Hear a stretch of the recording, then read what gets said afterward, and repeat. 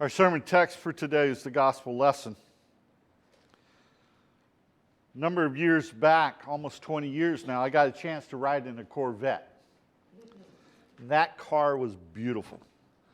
But after some squirming, it was hard to get down low into that car. But, once I got in, it was kind of impressive, even just to sit in it. Now, the friend who was giving me a ride put in first gear, and I could just feel the power in the engine, just rumming up. And then he went into second gear, and I was thrown back in my seat a little bit, I thought maybe I was an astronaut or something. Then, when he got to third gear, we just blew by the trucks on the road. And as we were speeding down the road, we came upon a parked police car. My friend quickly slowed down. The truck slowed down behind us. Everybody slowed down. Now, that Corvette had power. That 18-wheeler had power.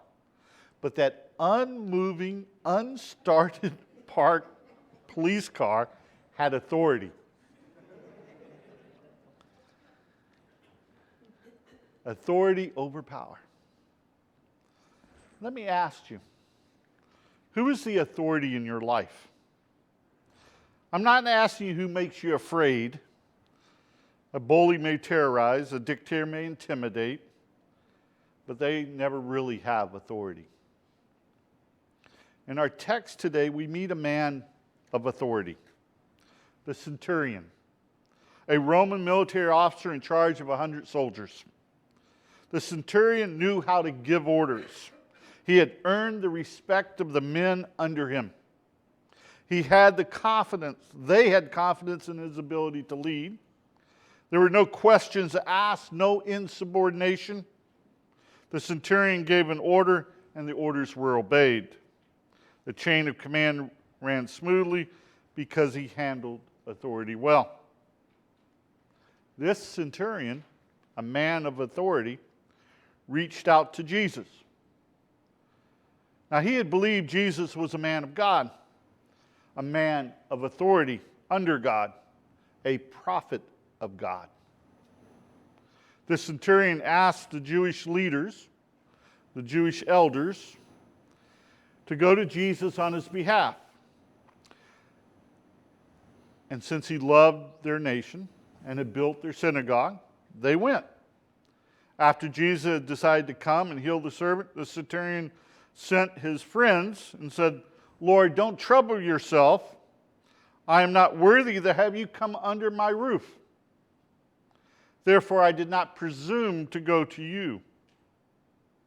But say the word, and let my servant be healed. For I too am a man set under authority. With soldiers under me, I say to one, go, and he goes, to another, come, and he comes. And to my servant, do this, and he does it." This centurion knew he was a Gentile, knew he was not of the house of Israel, knew that it was against the Levitical laws to have Jewish elders or leaders come into his home. Knew in the eyes of the people he was unworthy.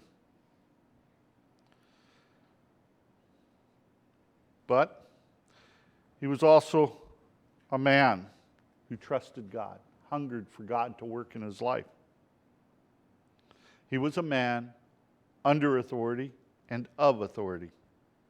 Now, the word authority comes from the Latin word auctorius, which is in turn comes from the word auctor, meaning one who causes to grow. There are two forms of authority, the external and the internal. The external authority is signified by the Latin word imperium and refers to the right to be obeyed.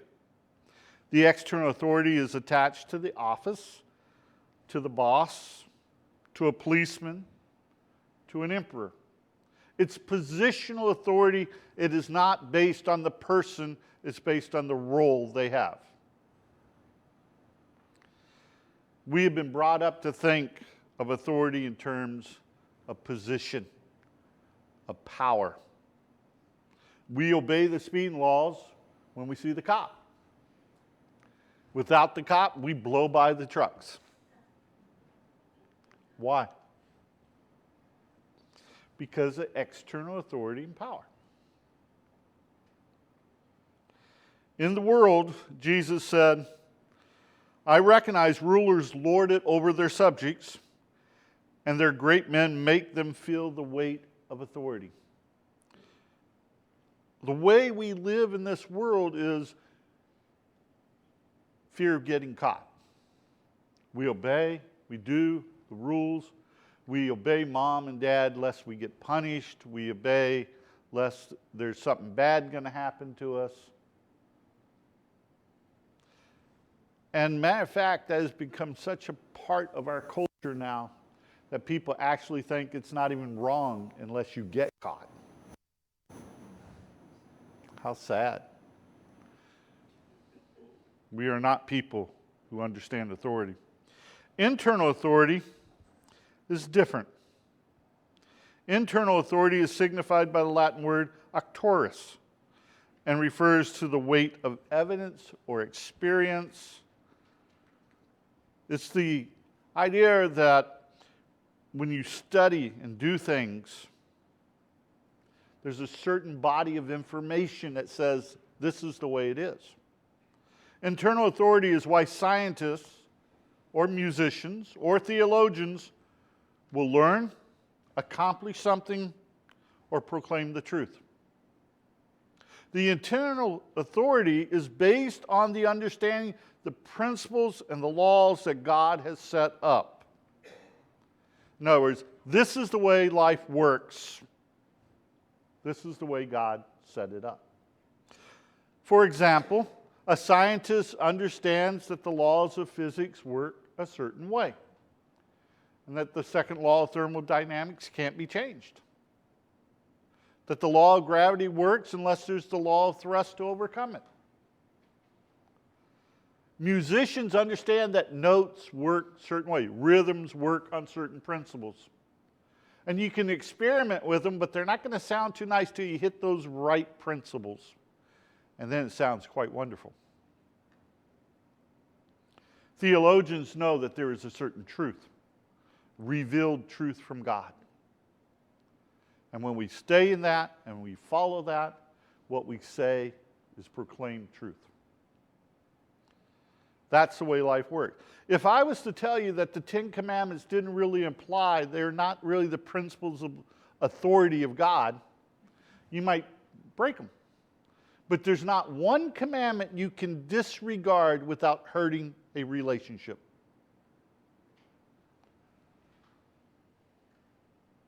There's not one commandment you can say is not worth anything without hurting your connections with people around you. Because God designed reality to work a certain way.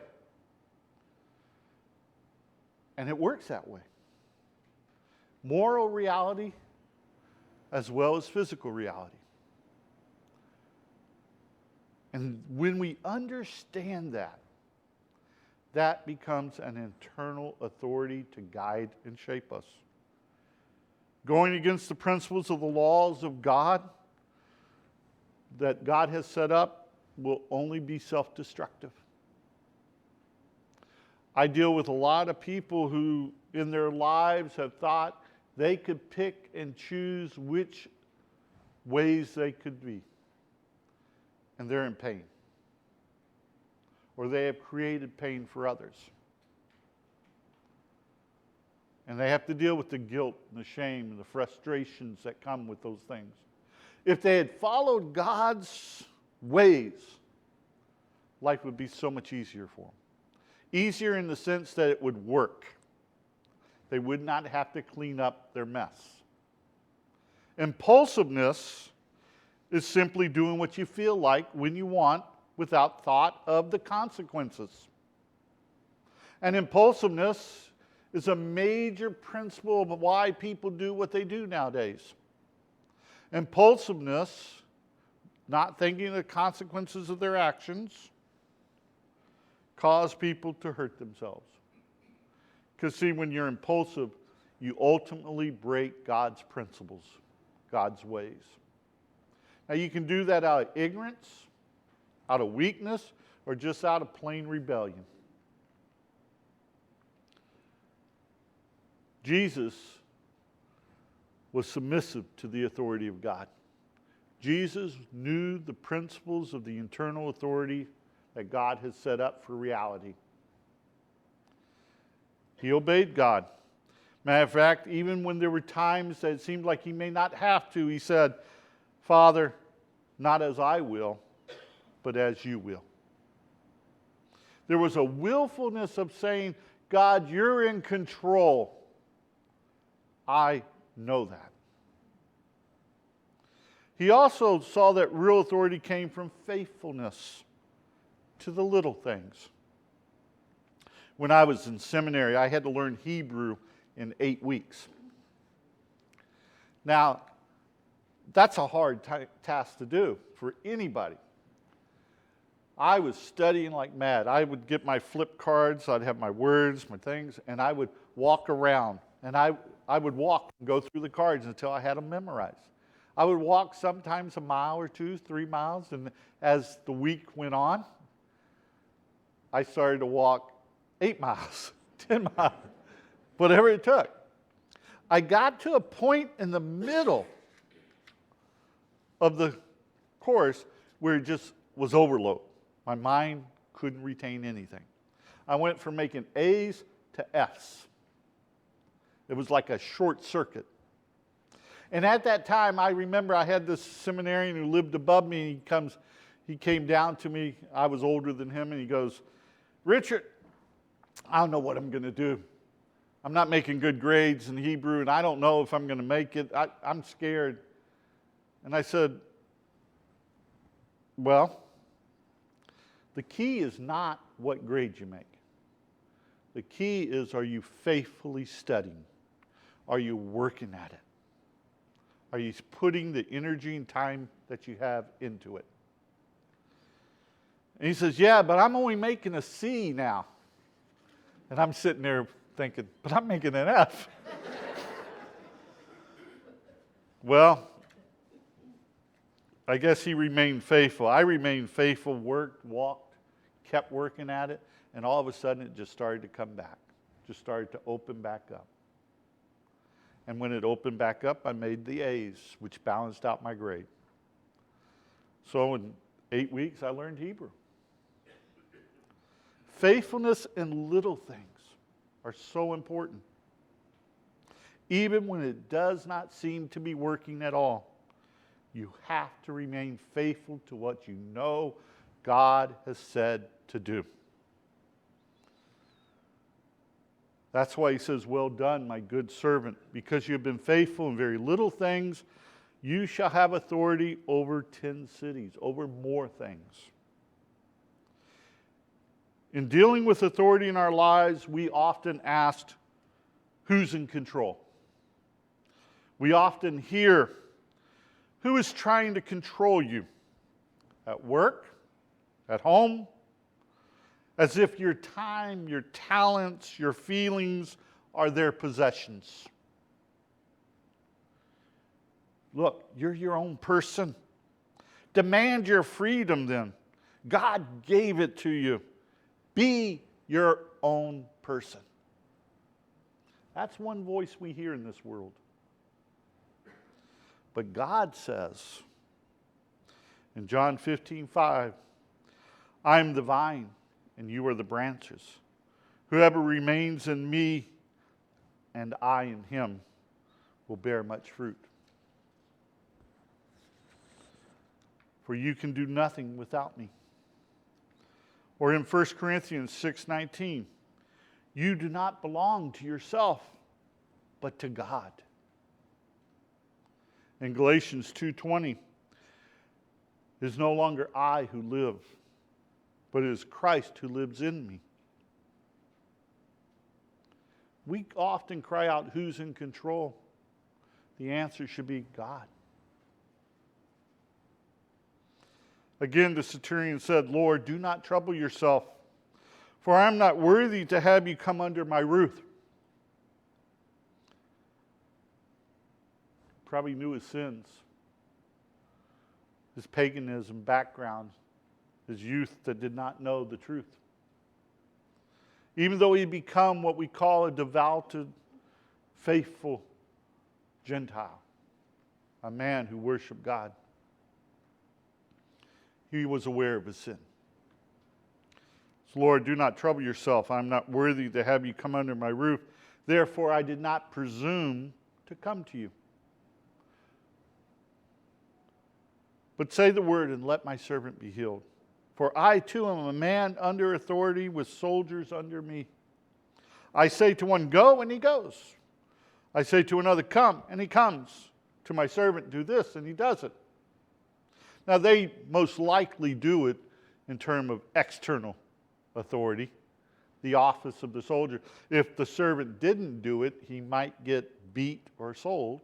If the soldier didn't do it, he might be court-martialed or executed, obviously. And that's the way we know power. But he says, I'm a man set under authority.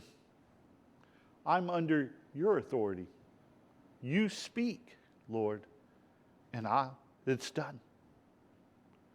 That's what he's implying when he says, I too am a man set. Let your word, say the word, and my servant be healed. You don't have to come to me. You don't have to show any special. Just say it and it's done because you have authority of God himself. That's what the centurion is saying. And Jesus responds. When he heard these things, he marveled at him, turned to the crowd and followed him and said, I tell you, in Israel I have not found such faith. In other words, all you people who claim to be the great people of God, who worship God, who go to church, temple, and all that, you don't seem to have the simple understanding that is needed. When God says something, it's true. When God says and does something, it's real. He has set up certain ways, and you must live under what he has set up, or life won't work for you. See, faith is that internal authority based on the understanding of the principles and laws of God has set up. That's what faith really is. It's accepting the reality that God has created the way God says it works. Our culture is constantly trying to change that. Our culture is full of people who rebel against that type of authority and end up hurting themselves and hurting other people. When someone does wrong against you, they're rebelling against God's values, God's ways, and it hurts you and others around them. You're not the only one who gets hurt by them. They will hurt other people too. And ultimately, they hurt themselves because they stand before God. And God says, why'd you do that? Or God says, now, what do you have to say for that?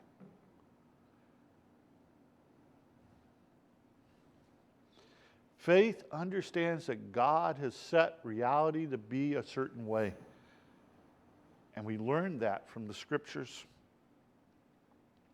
Faith is knowing that this way of life is set up to work a certain way. And faith is accepting the authority of Jesus. For all authority has been given to me. Accepting the authority of Jesus simply means letting the understanding of Jesus and his teachings and the truths of his teaching shape your actions and your prayers, which is hard. We'd rather blow by the truck until we see the cop than drive the right way to begin with, the safe way. I trust that we know the internal authority, or at least learning the values and principles that God has set up, and that we live under the authority of Jesus, the grace, the mercy, the forgiveness, the wisdom, the holiness, the obedience, the goodness that he has done for us. and that he asks for us to conform to. For he knows it is blessings and goodness when we do. Let that faith in Jesus' authority shape your actions and your prayers. Amen. We arise and confess our faith with the Apostles' Creed.